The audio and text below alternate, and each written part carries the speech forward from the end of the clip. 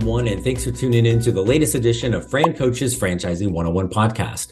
I am Tim Parmeter, founder and CEO of Fran Coach and your podcast host. Today, we're going to welcome one of the newer franchises that are in our system, but it is powered by one of the absolute best franchises that is out there in any industry. This is a franchise that's going to offer services that will always be in need. They provide an incredible service to the community, and it's something that gives an owner and their staff a sense of pride knowing how much difference they make in the community. Sounds pretty cool, right? But before we get to this amazing franchise opportunity, let's do a quick reminder of who we are. Fran Coach is a national search firm dedicated to working with individuals like yourself who are interested in owning a franchise.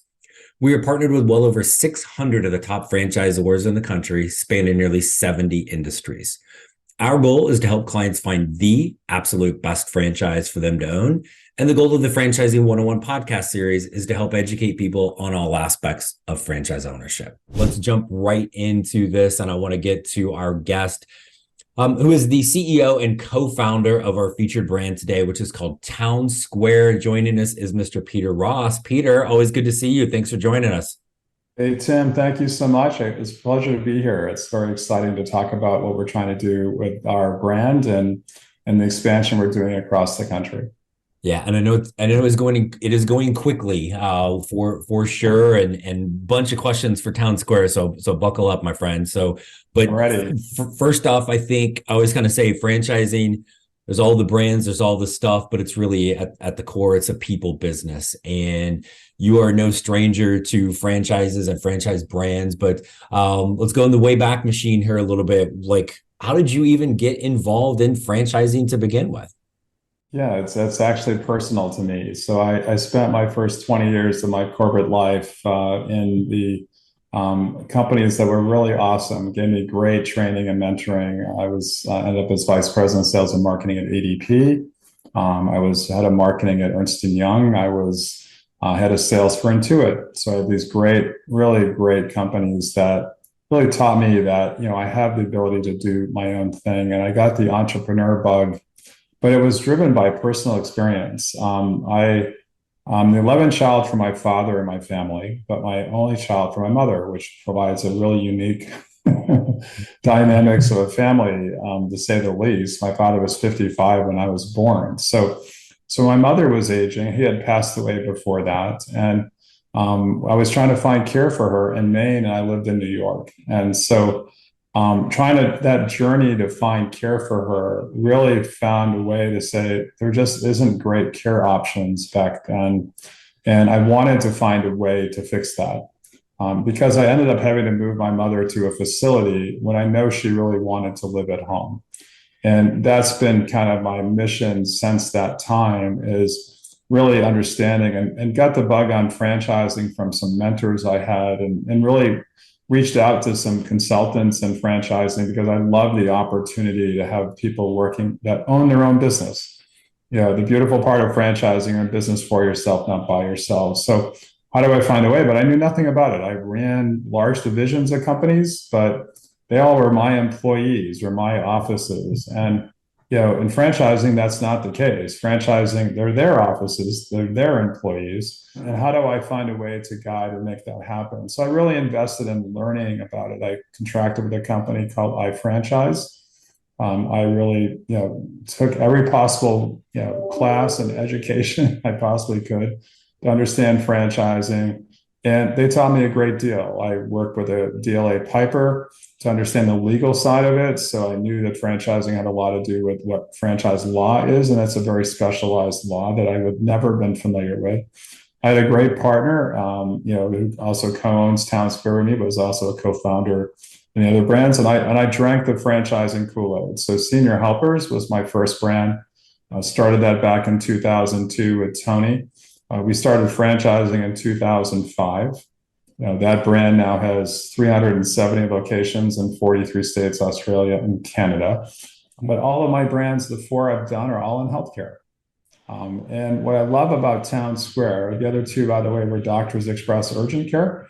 We were the first ever to franchise successfully urgent care. We sold it. It's now called AFC, Family and Primary Care. And then we had a brand called Assisted Transition, which is a place for mom competitor that now is part of Care Patrol, which is part of Comfort Care, which I think they just changed the name a while ago to Best Life Brands. Yep. And then Town Square came along. And what I loved about Town Square, what I love about Senior Helpers, I talk about them as mission driven for profit. And at the end of the day, people want to age in place. My mother didn't want to move to a facility. I kind of made her do that. I regret it to this day. If I knew what I knew today and back a few years ago, we could have had a bunch of different outcome for her, which she lived out the rest of her life.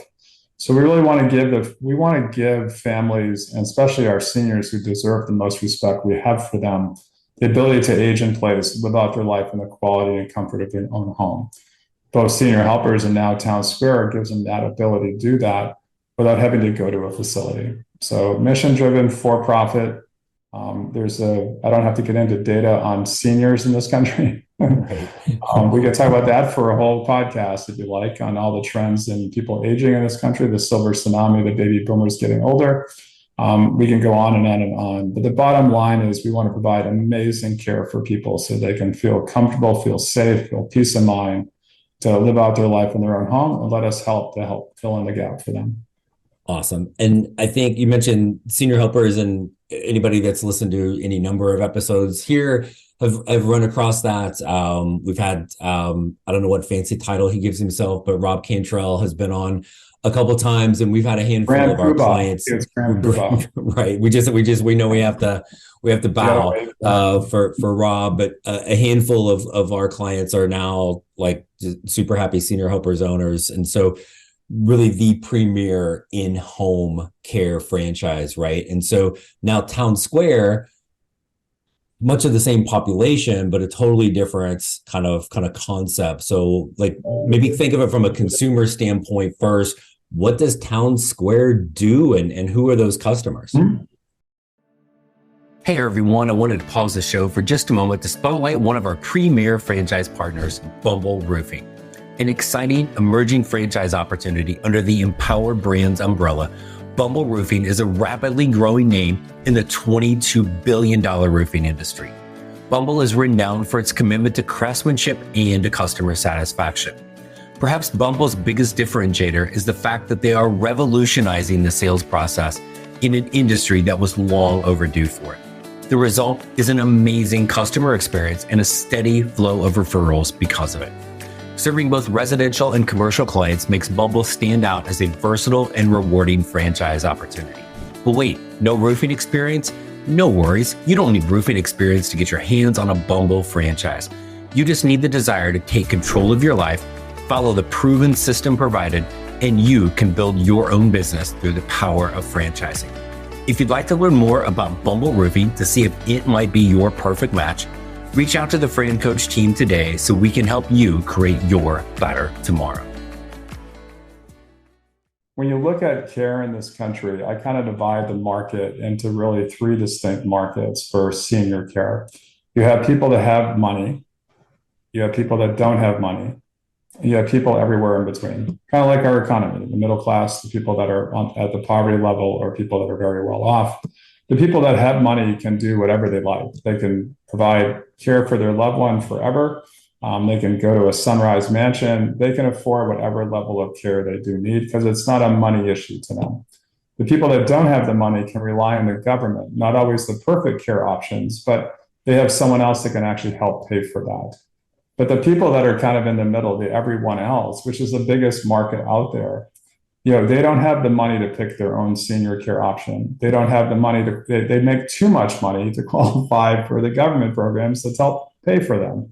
So how do we find a way to help those folks? So when I first came across Town Square in 2018, I really was looking at how do I find another cost option for families that is half the price of senior care, but provides a really tremendous experience. I always tell people traditional adult day in this country are mostly Medicaid only. They're mostly not-for-profit. It's a conference room. Everybody sits in the same place. They're there watching movies, playing bingo and applesauce, I kind of call it. I mean, I know they're trying really well, but that's what they're offering the experience for these people. So I always equate town square to like, how do I compare to them with a competitive adult day center? Adult day centers are kind of like your neighborhood park. It's nice, it's comfortable. The town square is your neighborhood Disneyland at the same price. So our people will love coming in. We have to, at other adult days, people, the members there, the participants, they're looking at the clock at 3 o'clock. When's my loved one going to pick me up? We have to nudge them out of town square. They don't want to leave. Park Disneyland doesn't want to close. They want to stay. But we do that because we offer some tremendous activities, especially with folks dealing with dementia. And that's one of the biggest challenges. So with Town Square, we really replicate a working town from the 1950s and 60s. So it's really when you think about your life, a lot of your best memories are really, your childhood between ages 10 to 30, when you're going to high school, your first crush, your first job, your first, graduating high school, college, family, all those things happen usually during that time. And what Town Square uses is what's called reminiscent therapy. So we have a diner, we have a movie theater, we have a park in the middle. We have different locations within that they can rotate through, just like if you were in school. First period is art, second period is gym, third period is gamer. I go to lunch at fourth period. So we have this ability to put them on tracks of activities.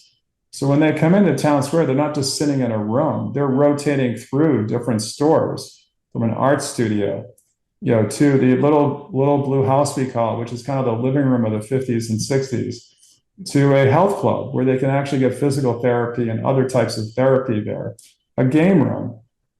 So as you look through these, okay, you have a diner and a movie theater and a park. So they have an opportunity really to just experience an exciting day.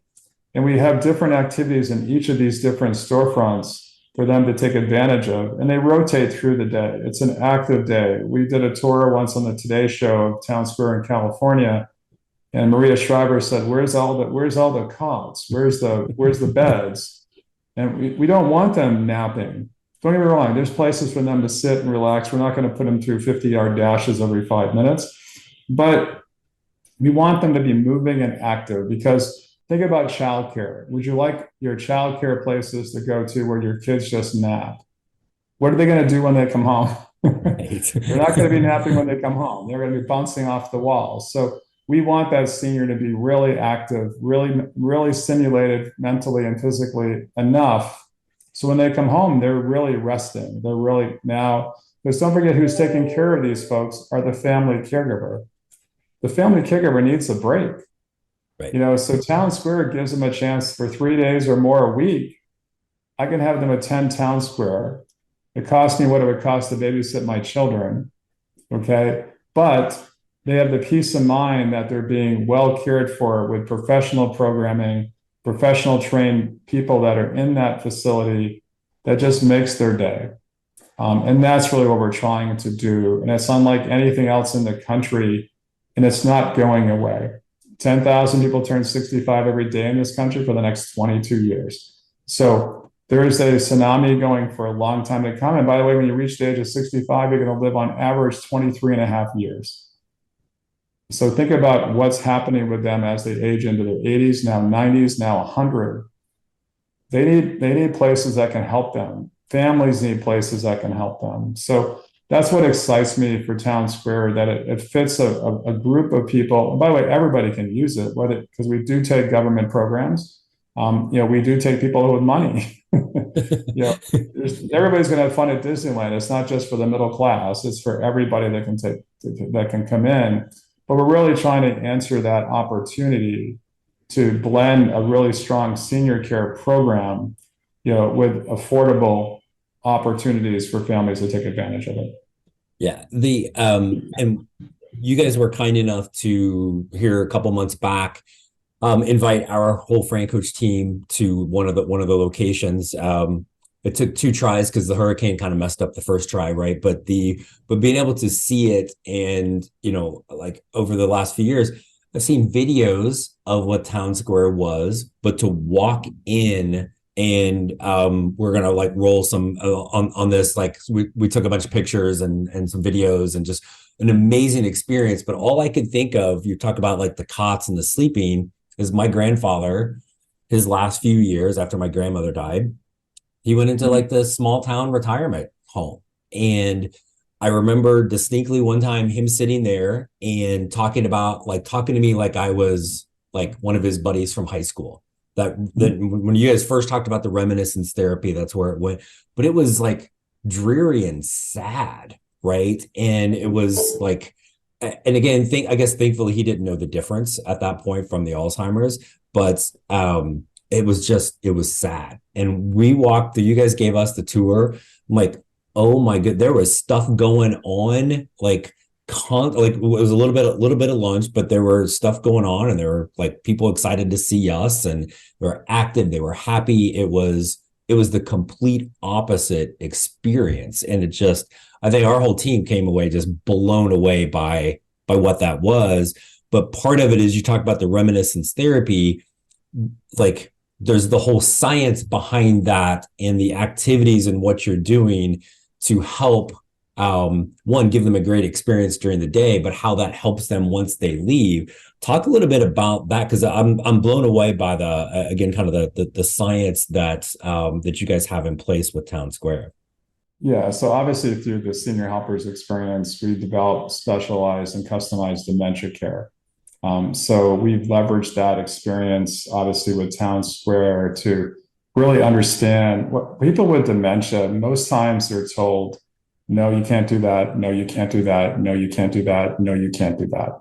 So we try to take that whole psychology of helping them and to know, yes, you can do this. Yes, you can do this. So we're trying to really make simulate their life. A lot of them are very smart, very bright.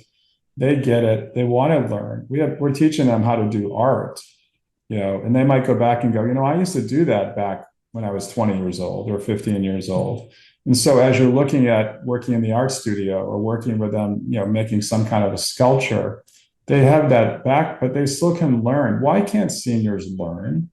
Why can't seniors be I think what's fun about life is you learn something new every day. So, one of our core values is continuous improvement. You always want to be able to do that.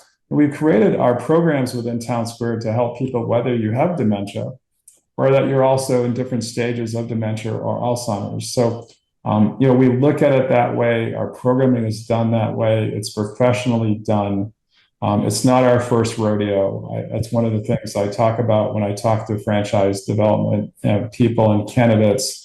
Is look, I founded this thing, so it's my baby, just like Senior Helpers is Tony and my baby. And I think that we do this because we love it. We do it because it's making a difference. And when a franchisee, and you had a chance, Tim, to meet the franchisee, and that they're beaming. They're talking about how proud they are of what they're doing in the community.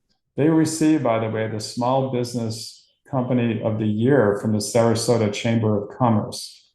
So they're now they're on TV like every week. We had the Key Corral in Sarasota, is a very famous choral group. They came into Town Square for 6 weeks in a row to teach them a program, which they performed a concert on TV, at Town Square. A year ago, we had the Secretary of Elder Affairs for the state of Florida, reports to Governor DeSantos, with basically our innovation team, showed up unannounced to the same location you went to. We had no idea they were going. The owner didn't know they were coming in. They came in because they had read about Town Square. They were looking at innovative ways to help elders within the state. And they came in, and not only did they come in and get impressed, they were there for 2.5 hours, looking at the different things, watching the activities, looking at the different events. And they came out of it going, how do we get this all over Florida? In fact, they've contacted us to say, is there a way we can create some grant programs to revitalize some cities and add some more, destinations with some of these small towns that are just basically, they're ghost towns because everybody shops online or they're not doing the same things they used to do. So we know we have something that people need. Now the question is getting the right, franchisee who sees this vision to work with us to grow this, because I do think Town Square can be as big as Senior Helpers is today.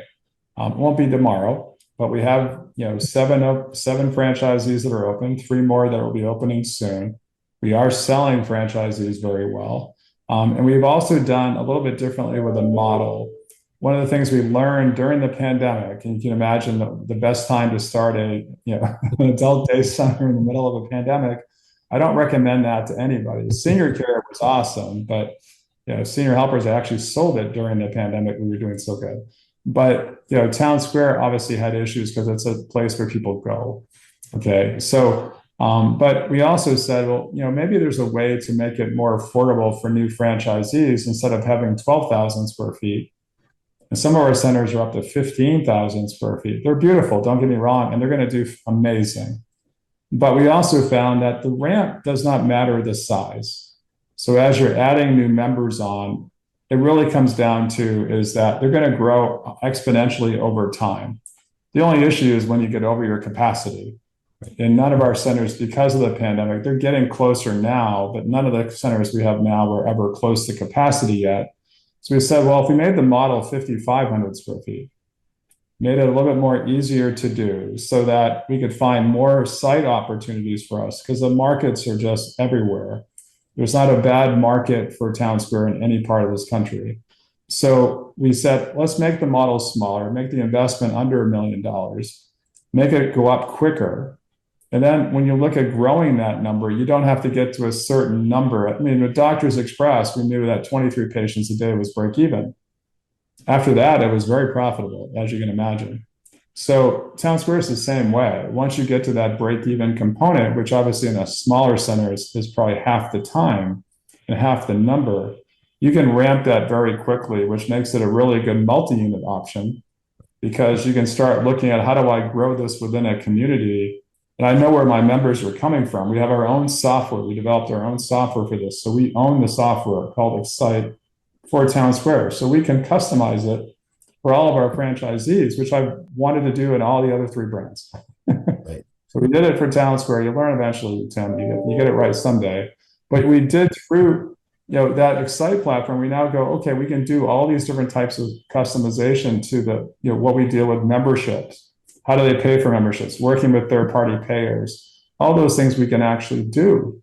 So now we're able to grow those. We see where they're coming from. So say I'm in, for people that know Sarasota, Florida, I have a multi-unit. My next one's going to be in Venice, Florida, which is 25, 30 miles or minutes south of Sarasota. I can look at where my members are coming from. So as I'm developing my second unit, I can sit there and go, I know when I have that unit up, I'm already going to fill it to over capacity. I'm going to fill it over break even the minute it opens. Right. If I already have members, I'll just shift down there. It's the same footprint. So those are some of the things we're thinking that's going to work out really well. And once you get to 75 or 80 capacity of the smaller model, which obviously is over 100 in the bigger model, then you can look at opening another one. But the profitability of these, that's why I say it's mission-driven for profit. All four words are critical. We are not a not-for-profit. Right. So I've learned in franchise my whole life. People tell me the key to success in franchising is training, it's support, it's your business plan, it's the industry you're in. I tell them, no, it's two words: happy franchisees. Because if you don't have happy franchisees, you can't get validation, which makes your job, Tim, and your team much harder, as well as ours. Okay, so we want happy franchisees or profitable franchisees. So we know we need to make sure we have a program that's going to grow significantly over time and make them very happy. Yeah. And I know there's a small number, but I also know that they are all very happy. And again, because you're really, looking for people that they have to grasp, they're making a big impact in the community, right? It's not their job to be, in the town, quote unquote town, working with the members, but they really have to be able to get out and promote that in the community, right? And so one of the things I think is when people see the pictures or video or whatever, kind of looks like a 1950s town square, thus the name. And one question that people always come up to us and say, well, yeah, but what about 10 years from now? What's going to happen? Which seems like this is big dramatic like gotcha thing, but it's a really simple it's a really simple solution. Oh, But kind of walk through and even how you set everything up, how that transition and evolution will be so simple for owners. Hey everyone, I wanted to take a quick break from our podcast to tell you about our amazing friends at Entrepreneur. If you're looking to become a franchisee or simply learn more about business ownership, and guys, let's be honest, you're listening to the Franchising 101 podcast, so we know you have some interest in this. And I really encourage you to go to entrepreneur.com to check out all of their great content and resources. Seriously, Entrepreneur has everything, all the way from a bookstore to the best podcasts, webinars, and videos, plus information on upcoming events and the latest articles that seriously, they cover all aspects of franchising and business ownership. If you're having trouble deciding which franchise is right for you, start with Entrepreneur's renowned Franchise 500 ranking, which highlights the best franchises of 2022. For 45 years and counting now, Entrepreneur has been and continues to be the most widely recognized and respected authority in the franchise market. Digital and print subscriptions are available, so you never miss out on anything. So seriously, what are you waiting for? Go to entrepreneur.com right now and learn more. yeah, no, great question. It was my first question. I said, okay, what am I going to do in the 60s? In fact, when Maria Shriver was touring looking for the bed, she says, where's the Apple store? I said, well, the Apple store didn't open until 2000. So we'll get there. We'll get there, Maria. That's down the road. But we created all of the different venues, the vignettes, the art studio, the health club, the little blue house, the game room, the diner. They're all using digital art inside. So I always try to explain people that, when I grew up in Portland, Maine, the City Hall was built in 1870, I think. It's still there today. What's different is the pictures on the wall. You don't have Abraham Lincoln as president. You've got, whoever, Joe Biden or Donald Trump or whoever is the president of the day would be the person that's in that picture. So we've created the artwork to make it easy to change out the venues, and we don't change them out all at the same time. So for instance, now we're putting, you got Elvis Presley in the diner. Well, now we're putting pictures of the Beatles in there because we're now getting into the 60s. So you're starting to look at kind of how we do that. And then we do it in structure. So you're not changing, the real cost of Town Square is the build out. We're not changing the framing. In fact, we have people come in that shoot commercials in Town Square because we have a perfect backlot for a 1950s or 60s working town. So they don't have to go to Universal Studios. They can come to us and we'll just charge them a fee. There's other income options for Town Square that are at night. We're only open 5 days a week. We're going to start looking at weekends now. Seniors need help on weekends. It's not just 5 days a week. So we know there's all these other opportunities. What we're trying to do is get right that 5-day adult day center. Yeah, we're going to get that right first, and then we can build onto that all these other types of things. We think there's avenues to making, rental income, which will be very highly profitable, over a course of a year to $500,000 to $1 million of rental income. Imagine doing senior weddings, birthday parties, senior date night. We have a movie theater, we have a diner. So you have all these things that you could be doing. So I think there's all kinds of things we want to do, but I've learned in my life that simple is the key. So we want to make sure that we know how to block and tackle, which means we know how to do an adult day, grow the business. So 2 things critical for Town Square. We have a tremendous way to get people interested in Town Square. Our marketing, how we do our tours, how we bring them through the tours to conversion is critical. So we're working on that program. But once they get there, it's the program that keeps coming back. Town Square, when you walk in that door, Tim, when you walked in, you thought you knew what you were going to see until you walked in and your mouth just dropped. Yep. Wow. You didn't expect that. Well, that, we don't want that to be why you're there. We want you to be there because you love what we do there. Disneyland would not be great if there was no rides behind the sign. There's no activities behind the sign. You have to find a way to make those all good because that's what keeps them coming back. Right. So you want that to be the case so the families see that as well as the member sees that. No, by the way, that's what we call them, members. Most adult day centers, they're participants. They're just a number. Right. Now we want members because we want them to feel like they belong. You mentioned the word simple, which I I think in life, business, whatever, we tend to overcomplicate things, right? If all of a sudden we bring it back simplistic, right? We've got a big 5,000 to 6,000 square foot facility. We're going to top out at maybe 70, 80 members in there. So you're like, oh my gosh, it's probably an overwhelming staff. It's a pretty simple model from a staff standpoint. So walk us through what that looks like. Yeah, so you have two types of staff. You have your staff that basically is the management of that particular center. So the center director that does some marketing. You have a nurse who actually helps out at the reception area, and you have the other person that's really critical to be in the center all the time is the activities director. They're the ones that put all the, we program them for them. We train them on how to do it, but they're the ones that run the activities in the movie theater, in this room, in this store, in this. They're the ones that program that. And then the variable one, Tim, to your question, that's why there's not 100 staff in there with 80 people, is that there's a 1-7, 1-8, depending on the state, ratio between what's called a program aide. Now, in senior helpers, we call that a caregiver. But these are specially trained caregivers that really know how to understand the activities within town square. So they're having care there. The nurse is there because we do medication management. We also monitor all of our centers in medical model. So we want to make sure that if there's an issue that comes up, families can realize that we have medical staff that are there, that we're going to take action if necessary to take care of their loved one. So that's really the staff. So with 80 people in there, you're going to have probably around 10 to 12 program aides and 3 other people, and that's your staff. So it's not simple. That's why the beautiful part about once you get to your break even, you're adding really 2 variables. For every 7 to 8 members, it's a program aide, and you're adding a meal, about $10, because we have a breakfast, we have a lunch, and a snack in the afternoon that's included.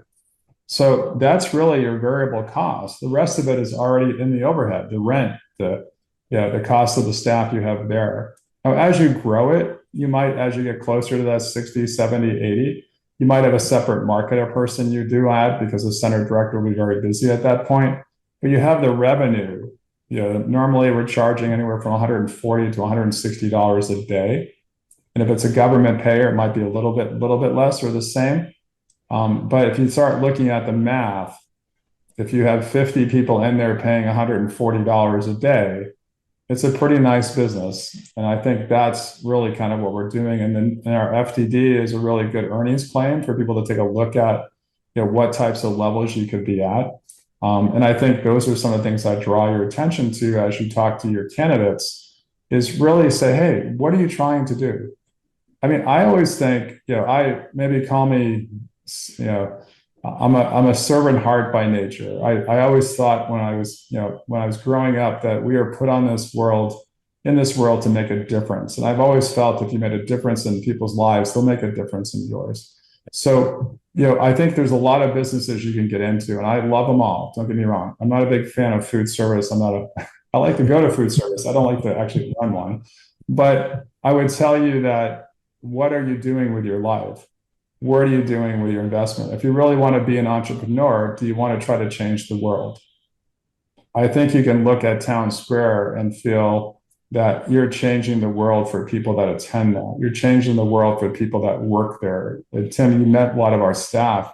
They're smiling. They're happy. They know they're helping people that really do need it. And I think those are some of the things you can take comfort with, is say, I'm actually making a difference. And I really think that's something that, your listeners should really think about, is really, what are their clients they're talking to? What are people that are looking at a franchise opportunity? And we're not perfect for everybody. If you're not having a candidate that has a lot of money to invest or can afford to build out $1 million with debt, that's fine. Refer them to senior helpers. I'll put that other. Just kidding. That's less of an investment. I'm okay with that, though, just so you know. But those that are able to do this, it's special. And if you really want to grow it bigger, most of our franchisees are multi-unit owners. My focus is really building profitable franchisees, because the royalty is really the success of any franchise brand. And that's really what our focus is. Our focus is getting the right people and the right team on board with our family at Town Square because we know we can help them succeed. Yeah. And I think as part of the beauty of franchising, right, is it's an incredibly personalized and individualized thing. And you can make money. I don't care how much money you want to make. You can make it at any franchise, right? But the money's going to follow the fit, right? If you're hearing the things with Town Square and you're like, "Ugh, that sounds terrible. I don't want to make a difference. I don't like old people."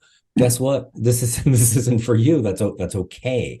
There's always something out there for you. But Absolutely. if you have that, again, kind of that passion, that drive to really, I mean, again, different businesses can say they have an impact on the community. Like, oh my gosh, it's hard to have something more impactful than this. Your members, the staff, you're giving them a great opportunity to do something, and then the family. So super cool. And I want to be respectful of your time, Peter, and I know you're super busy with everything, but just last thing I'll kind of fire at you, it's really pretty open-ended, but is there anything that you would want us to know about Town Square that maybe we haven't touched on just yet?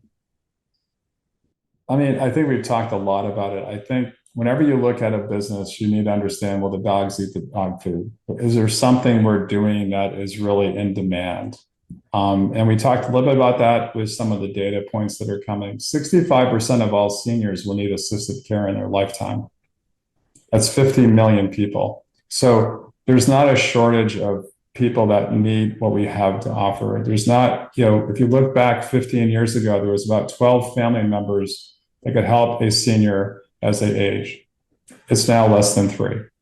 So you now have a challenge to these, and many of you know this. I mean, the beautiful part of what we do now, which wasn't the case 20 years ago with senior helpers because it was so new that people didn't really experience senior care.